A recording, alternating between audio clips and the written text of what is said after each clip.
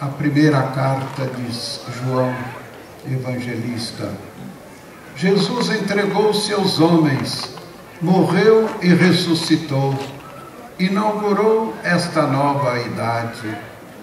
Por todas essas razões, o mandamento novo de Jesus é um testemunho característico dos discípulos de Jesus.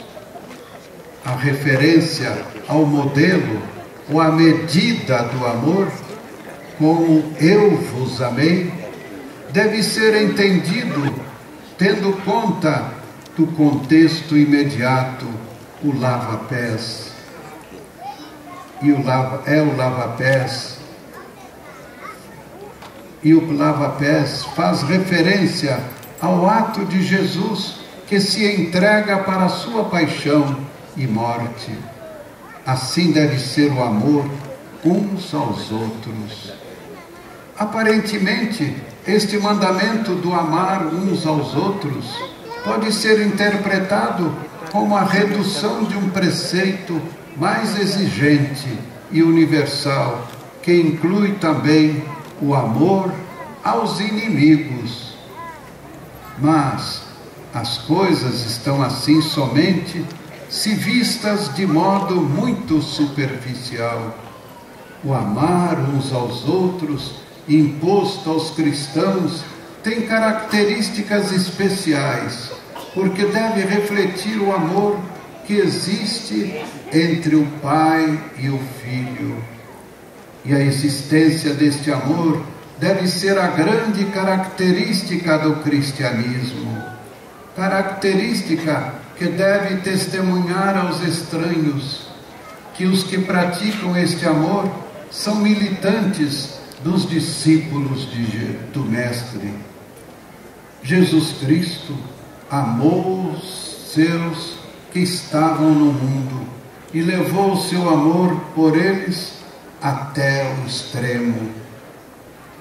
Deus ama a sua criatura, o homem, a pessoa humana, ama-o também na sua queda e não o abandona a si mesmo. Ele ama até o fim, vai até o fim com seu amor, até o extremo, desce da sua glória divina, depõe as vestes da sua glória divina e reveste-se com as do servo. Desce até a extrema baixeza da nossa queda, ajoelha-se diante de nós e presta-nos o serviço do servo, lava os nossos pés sujos, para que possamos ser admitidos à mesa de Deus, para que nos tornemos dignos de nos sentarmos à sua mesa, o que é por nós mesmos, nunca podemos nem devemos fazer. Deus não é um Deus distante, demasiado distante e grande para se ocupar das nossas insignificâncias. Porque Ele é grande, pode interessar-se também pelas coisas pequenas. Porque Ele é grande, ama a criatura humana, criada para o amor eterno. Não é uma coisa pequena, mas grande e digna do seu amor. A santidade de Deus não é só um poder incandescente, diante do qual nós nos devemos retirar aterrorizados. É poder de amor, e por isso é poder que purifica e restabelece. Deus desce e torna-se escravo, lava-nos os pés, para que possamos estar à sua mesa. Exprime-se nisto tudo o mistério de Jesus Cristo. Nisto se torna visível o que significa a redenção. O banho no qual nos lava é o seu amor pronto para enfrentar a morte. Só o amor tem aquela força purificadora que nos tira a nossa impureza e nos eleva às alturas de Deus.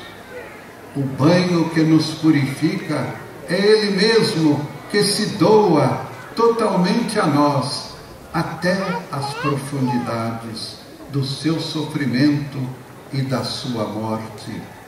Ele é continuamente este amor que nos lava nos sacramentos da purificação, o batismo e o sacramento da penitência. Ele está continuamente ajoelhado diante dos nossos pés e presta-nos o serviço do servo, o serviço da purificação, torna-nos capazes de Deus. O seu amor é inexaurível, vai verdadeiramente até ao fim. Vós estáis limpos, mas não todos, diz o Senhor no Evangelho que nós acabamos de ouvir. Nesta frase revela-se o grande dom da purificação que Ele nos faz, porque deseja estar à mesa juntamente conosco, deseja tornar-se o nosso alimento, mas não todos estão limpos.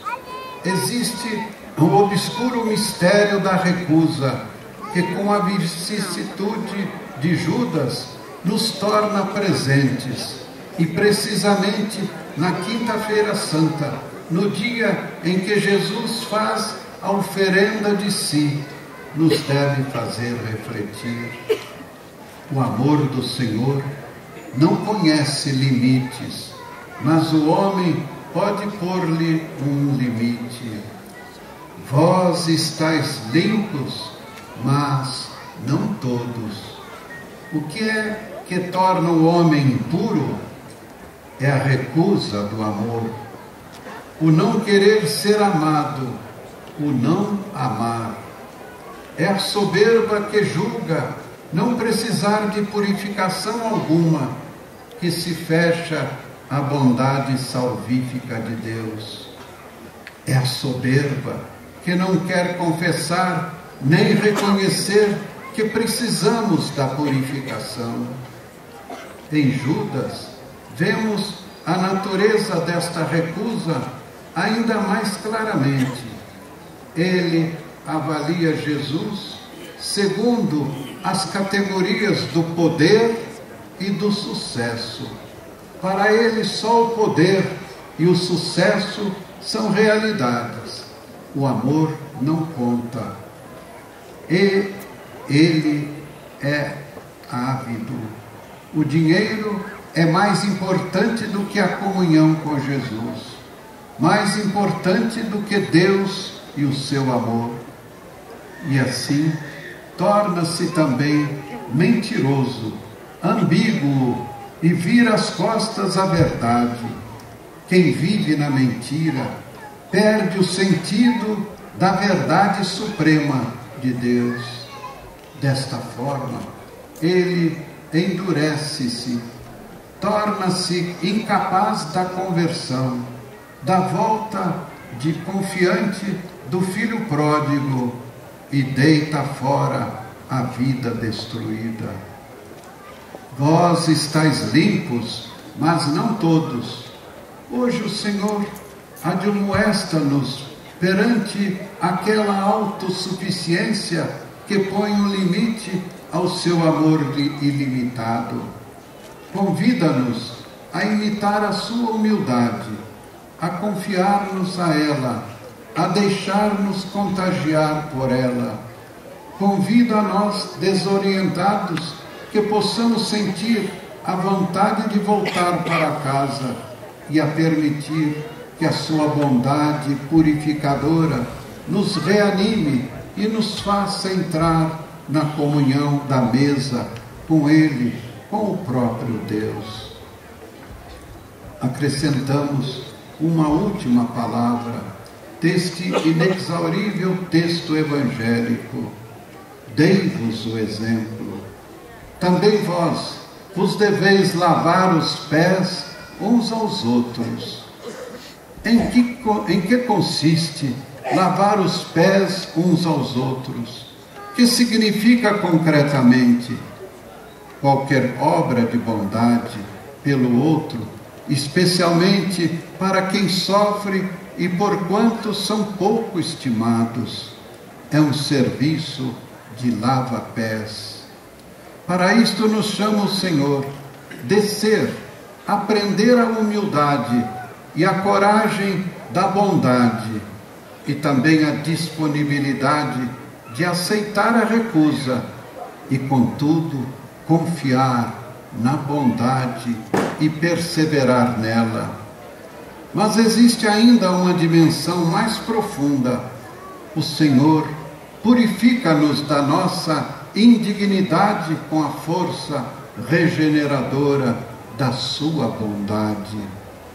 Lavar os pés uns aos outros significa, sobretudo, perdoar-nos incansavelmente uns aos outros.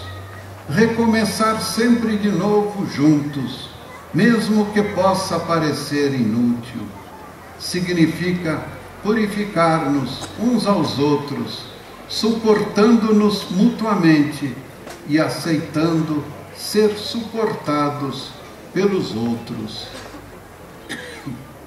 Purifica-nos uns aos outros, doando-nos reciprocamente a força santificadora da Palavra de Deus e introduzindo-nos no sacramento do amor divino.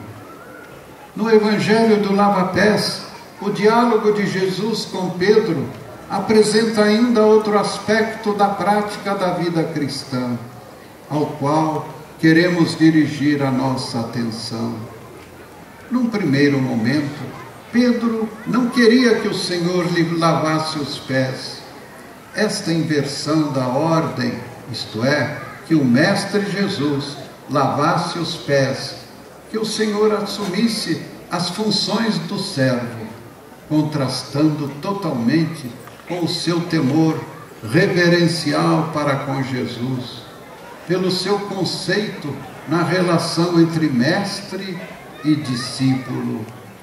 Nunca me lavarás os pés, diz Pedro a Jesus com a sua habitual veemência. O seu conceito de Messias incluía uma imagem de majestade, de grandeza divina. Tinha que aprender sempre de novo que a grandeza de Deus é diversa da nossa ideia de grandeza, que ela consiste precisamente em descer na humildade do serviço, na radicalidade do amor, até total autodespojamento. E também nós devemos aprendê-lo sempre de novo, porque sistematicamente desejamos um Deus do sucesso e não da paixão, porque não somos capazes de nos apercebermos que o pastor vem como cordeiro, que se doa e assim nos conduz ao prado justo. Quando o Senhor diz a Pedro que sem o lava-pés não teria parte alguma com ele, Pedro imediatamente pede impetuoso que lhe sejam lavadas também as mãos e a cabeça. A isto segue-se a palavra misteriosa de Jesus. Aquele que está lavado não necessita de lavar senão os pés. Jesus faz alusão a um banho que os discípulos já tinham feito para participar no banquete. Agora só era necessário o lava-pés. Mas naturalmente esconde-se nisto um significado mais profundo. A que faz alusão? Não sabemos com certeza. Contudo, tenhamos presente que o lava-pés, segundo o sentido de todo o capítulo de João, não indica um único sacramento específico, mas o sacramento de Cristo no seu conjunto, o seu serviço de salvação, a sua descida até a cruz, o seu amor até o extremo, que purifica e nos torna capazes de Deus. Mas aqui, com a distinção entre o banho e lava-pés, torna-se ainda perceptível uma alusão à vida na comunidade dos discípulos, a vida igreja. Parece claro que o banho que nos purifica definitivamente e não deve ser repetido é o batismo, o ser imerso na morte e ressurreição de Cristo, um fato que transforma profundamente a nossa vida, dando-nos como que uma nova identidade que permanece, se não a deitarmos fora, como fez Judas, mas também na permanência desta nova identidade doada pelo batismo, para a comunhão convivial com Jesus. Temos necessidade do lava-pés. De que se trata? Parece-me que a primeira carta de São João nos dá a chave para compreender. Nela se lê: se dissermos que não temos pecados, enganamo-nos a nós mesmos e não há verdade em nós. Se confessarmos os nossos pecados, Ele é fiel e justo para nos perdoar os pecados e purificar-nos de toda iniquidade. Precisamos do lava-pés, de lavar os pecados de todos os dias, e para isto temos necessidade da confissão dos pecados, da qual fala São João nesta carta. Devemos reconhecer que também na nossa nova identidade de batizados pecamos. Precisamos da confissão do modo como ela ganhou forma no sacramento da reconciliação. Nele, o Senhor lava-nos sempre de novo os pés sujos e nós podemos sentar-nos à mesa com Ele. Mas assim assume o novo significado, também a palavra com a qual o Senhor alarga o sacramento, fazendo dele o exemplo, um dom, um serviço pelo irmão, para o irmão. Ora, se eu vos lavei os pés, sendo Senhor e Mestre, também vós deveis lavar os pés uns aos outros. Devemos lavar-nos os pés uns aos outros, no recíproco serviço cotidiano do amor. Mas devemos lavar-nos os pés também no sentido de que nos perdoamos sempre de novo uns aos outros.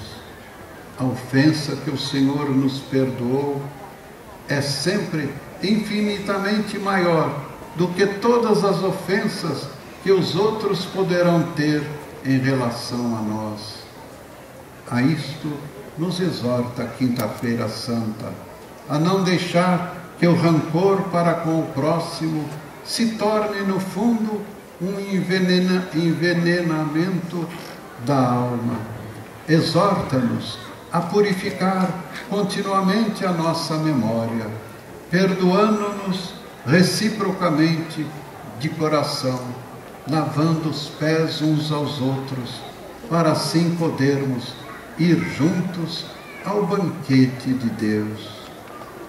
A carta de Paulo aos Coríntios, que hoje ouvimos, relata a cena da última ceia. Irmãos, o que eu recebi do Senhor, isso vos transmiti. Na noite em que foi entregue, o Senhor Jesus tomou o pão e, depois de dar graças, partiu e disse: isto é o meu corpo, que é dado por vós. Fazei isto em minha memória. Do mesmo modo, depois da ceia, tomou também o cálice e disse: este cálice é a nova aliança em meu sangue. Todas as vezes que dele beberdes, fazei isto em minha memória. O Senhor nos purifica e por isso ousamos chegar à sua mesa. Peçamos a Jesus que conceda a todos nós a graça de podermos ser, um dia e para sempre, hóspedes do eterno banquete nupcial na casa do Pai, na eternidade. Assim seja.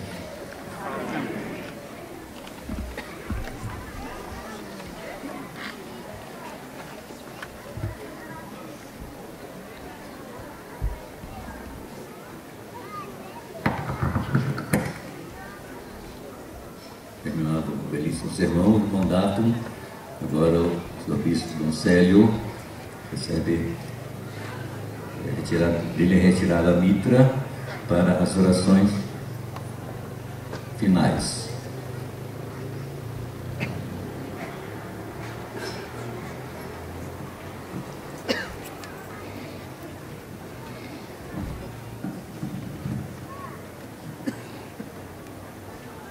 Rezemos, irmãos e irmãs, a oração que o Senhor nos ensinou. Pai nosso que estais nos céus, santificado seja o vosso nome. Venha a nós o vosso reino. Seja feita a vossa vontade, assim na terra como no céu. O pão nosso de cada dia nos dai hoje. Perdoai as nossas ofensas, assim como nós perdoamos a quem nos tem ofendido, e não nos deixeis cair em tentação, mas livrai-nos do mal. Vós mandastes, Senhor, que os vossos preceitos fossem observados com rigor. Vós lavastes os pés de vossos discípulos. Não esqueçais o que fizestes com vossas próprias mãos. Ouvi, Senhor, a minha oração, e chega até vós o meu clamor. Senhor, esteja convosco. Ele está no meio de nós. Oremos. Nós os pedimos, Senhor, para assistir-nos no cumprimento do nosso dever, e como vos dignaste lavar os pés de vossos discípulos, não esqueçais a obra de vossas próprias mãos, e que nos mandastes repetir, como hoje foram lavados por nós e de todos nós as manchas externas. Assim nos sejam lavados internamente de todos os pecados. Dignai-vos conceder-nos este favor, vós que sendo Deus viveis e reinais pelos séculos dos séculos. Amém.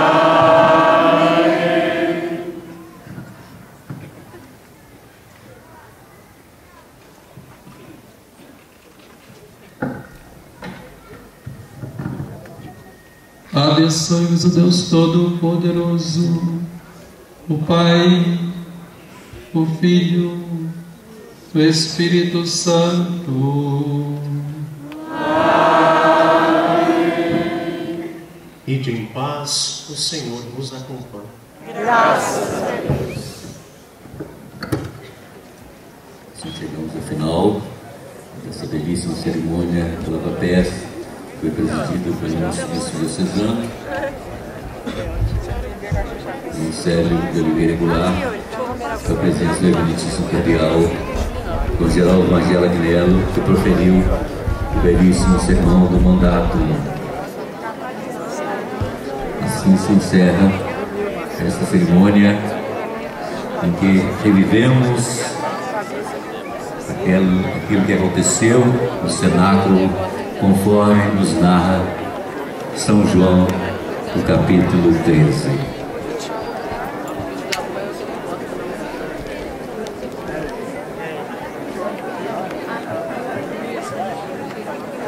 Então, aguardar as cerimônias de manhã, sexta-feira santa. Deus esteja com todos.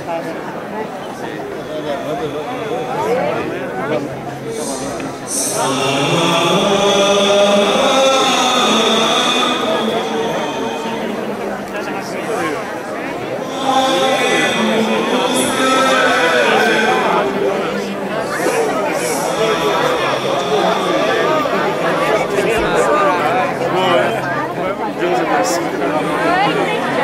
Páscoa, viu? Nossa, muito demais.